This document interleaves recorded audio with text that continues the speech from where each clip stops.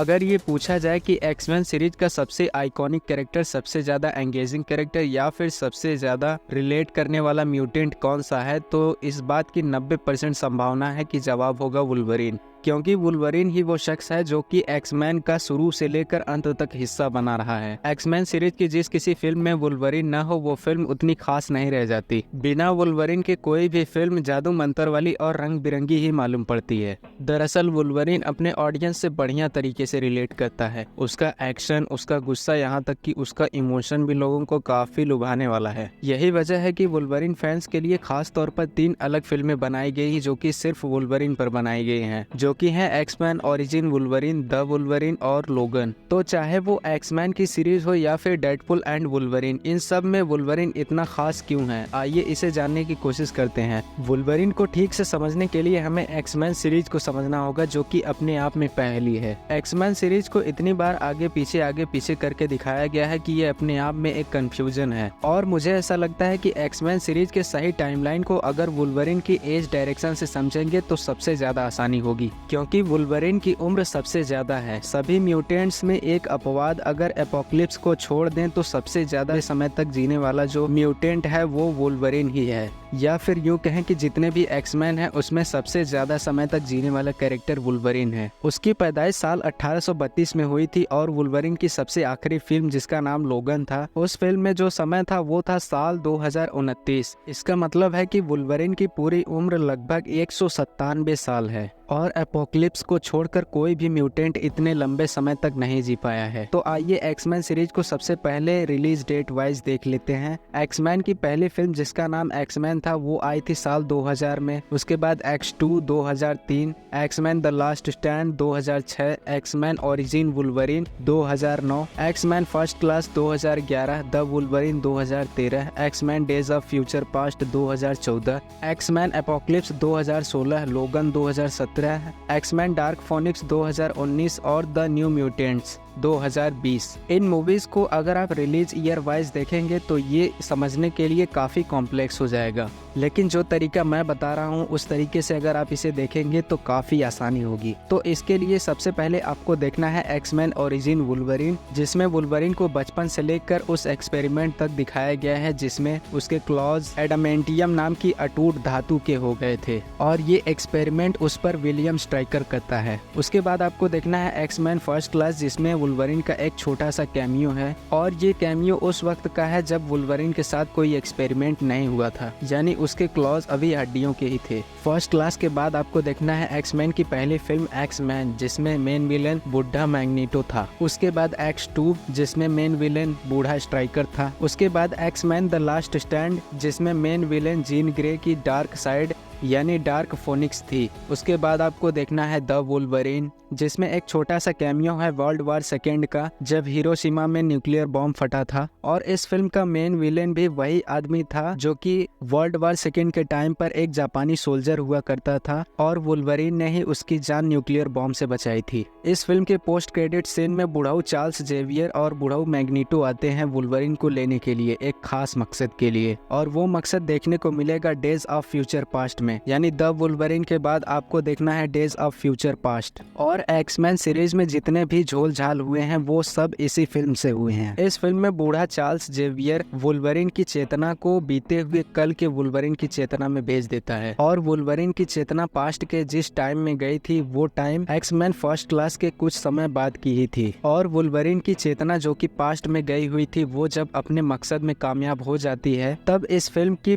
पूरी टाइमलाइन ही चेंज हो जाती है और उसके पोस्ट क्रेडिट सीन में हम देखते हैं बूढ़े चार्ल्स को और वुल्वरीन को। और इसी पॉइंट पर आपको ध्यान देना है, यहाँ हम देख रहे हैं बूढ़े चार्ल्स और वुल्वरीन को एक अलग ही टाइमलाइन में। ये एक ऐसी टाइमलाइन है जिसका पास्ट हम नहीं जानते, हमें थोड़ा ही पता है, जो कि इस फिल्म में दिखाया गया है वुल्वरीन के पास्ट में जाने के बाद। यानी जब वुल्वरीन और यंग चार्ल्स जेवियर पहली बार आमने सामने होते हैं तो ये टाइमलाइन दोनों ही टाइमलाइन का एक हिस्सा होती है, और जब वुल्वरीन इसमें अपना काम कर देता है तो वहाँ से टाइमलाइन दूसरी होने लगती है। इसका मतलब ये भी है कि हमें इस टाइमलाइन के बारे में सिर्फ थोड़ा ही पता है, उतना ही पता है जितना कि इस फिल्म में यानी डेज ऑफ फ्यूचर पास्ट में दिखाया गया है। इसमें कुछ समय यंग चार्ल्स दिखा है और कुछ समय बूढ़ा चार्ल्स।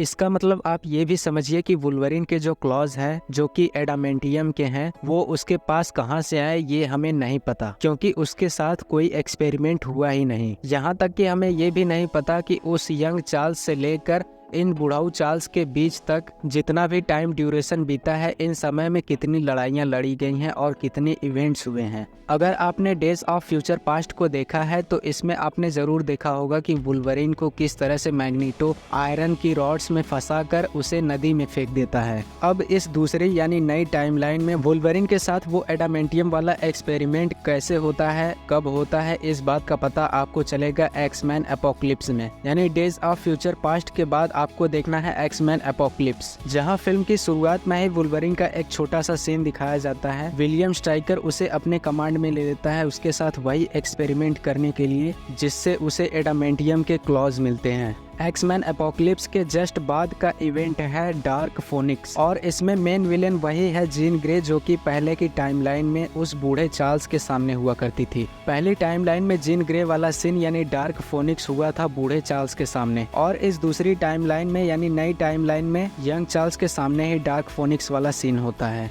और इस फिल्म के बाद आपको देखना है लोगन, जिसमें सबसे बूढ़ा चार्ल्स और सबसे बूढ़ा लोगन दिखाए गए हैं, और इसी फिल्म में इन दोनों की डेथ भी हो जाती है। उसके बाद बारी आती है द न्यू म्यूटेंट्स की, जो कि उतनी खास नहीं थी। आप प्रॉपर तरीके से लोगन को ही एक्समैन सीरीज की आखिरी फिल्म मान सकते हैं। एक्समैन सीरीज को ठीक से समझने के बाद अब आइए वुल्वरिन को समझते हैं। तो वुल्वरिन के कई नाम हैं, जैसे कि Logan, weapon X, Jim Logan, James Howlett, Van Helsing, Abraham Van Helsing और जिम्मी। उसकी फैमिली में थे जॉन हॉलेट जो कि उसके लीगल फादर थे, और उसके बायोलॉजिकल फादर थे थॉमस लोगन, और माँ का नाम एलिजाबेथ हॉलेट। वुल्वरिन के स्किल्स की बात करें तो उसके अंदर है सुपर ह्यूमन स्ट्रेंथ, जो कि किसी भी नॉर्मल इंसान से काफी ज्यादा है। रीजेनरेटिव हीलिंग फैक्टर, जिससे उसका कितना भी बड़ा जख्म हो वो तुरंत ही ठीक हो सकता है। फिर है एडामेंटियम स्केलेटन, जो कि उसके शरीर के ढांचे को किसी भी आदमी से काफी ज्यादा मजबूत बनाती है। इसके साथ ही वुल्वरिन के अंदर एम्पैथी है, जिससे कि उसके आसपास कोई भी जानवर अगर मारा जाए तो उसे भी उस जानवर का दर्द महसूस होता है। इसके अलावा है वुल्वरिन के अंदर सुपर ह्यूमन एक्यूट सेंसेस, जिनसे वो किसी भी खतरे को भांप सकता है। किसी की भी आंख में देखकर ये पता लगा सकता है कि सामने वाला सच बोल रहा है या झूठ। इसके अलावा वुल्वरिन को मार्शल आर्ट्स के बारे में भी पूरी जानकारी है, और उसके साथ साथ उसकी उम्र काफी ज्यादा है। इसका मतलब ये भी है कि उसके पास काफी एक्सपीरियंस है। उसके बाद अगर वुल्वरिन के सफर की बात करें तो उसने काफी कुछ सहा है, काफी तकलीफें सही हैं, जैसे कि वेपन एक्स प्रोजेक्ट, जो कि एक दर्दनाक एक्सपेरिमेंट था जिसमें उसके एडामेंटियम के क्लॉज मिलते हैं। उसके बाद उसकी लाइफ पार्टनर, जो कि एक्समैन ओरिजिन वुल्वरिन में विलियम स्ट्राइकर के थ्रू मारी जाती है। फिर लास्ट स्टैंड में हमने जीन ग्रे को देखा, जिससे कि वो प्यार करता था लेकिन मजबूरी में उसे ही मारना पड़ा। इसके अलावा जापान के हिरोशिमा में न्यूक्लियर बॉम्ब से उसने जिस सोल्जर को बचाया था, अंत में आकर वही सोल्जर उसका बहुत बड़ा दुश्मन हो जाता है और उसकी सारी ताकत को हासिल करना चाहता है। फिर लोगन फिल्म में हम देखते हैं कि उसका सबसे अच्छा दोस्त चार्ल्स जेवियर, जिसने काफी लंबे समय तक उसके साथ काम किया और उसे उसकी भूली हुई सारी की सारी यादें भी दी, वो भी फिल्म लोगन में मारा जाता है, और फाइनली वुल्वरिन भी उसी फिल्म में मारा जाता है। इसके साथ ही अब आखिरी सवाल ये है कि वुल्वरिन तो मारा जा चुका है, तो फिर ये डेडपूल एंड वुल्वरिन में वुल्वरिन जिंदा कैसे? तो सबसे पहले मैं आपको बता दूं कि ये जो हमने डेडपूल और डेडपूल 2 देखा है, ये एक्समैन सीरीज का हिस्सा नहीं है। डेडपूल एज अ ह्यूमन भले ही एक्समैन आर्मी का हिस्सा हो, लेकिन डेडपूल एज अ मूवी वो एक्समैन सीरीज का हिस्सा नहीं है। तो डेडपूल एंड वुल्वरिन को होने के लिए यहाँ पे 2 संभावनाएं हैं। पहला तो पास्ट में जाकर, जो कि डेडपूल 2 में ही हमने देखा था कि डेडपूल अपने किसी और टाइमलाइन में जाकर अपने ही वर्जन को, जो कि वुल्वरिन के सामने था, उसे मार देता है। तो पहली चीज तो ये हो गई कि वुल्वरिन अपनी पास्ट की टाइमलाइन से लाया जा सकता है, और दूसरी चीज आपने मल्टीवर्स का कॉन्सेप्ट देख ही लिया है इसके टीजर में। तो दूसरा यही है कि वुल्वरिन को मल्टीवर्स के वे से लाया जा सकता है। फाइनली मैंने एक्समैन सीरीज को सही टाइमलाइन के जरिए समझा दिया, और साथ ही ये भी बता दिया कि ये वुल्वरिन आखिर चीज क्या है। अगला वीडियो किस टॉपिक पर चाहते हैं नीचे कमेंट में जरूर लिखें। पिछले वीडियो में 1-2 भाइयों ने कमेंट किया था कि डेडपूल एंड वुल्वरिन के बारे में समझाओ, सो मैंने ये वीडियो आपके सामने रखा, और मैं उन भाइयों के लिए यही कहना चाहूंगा कि thanks for watching and thank you so much for comment. अपना ख्याल रखें, मिलते हैं अगले वीडियो में।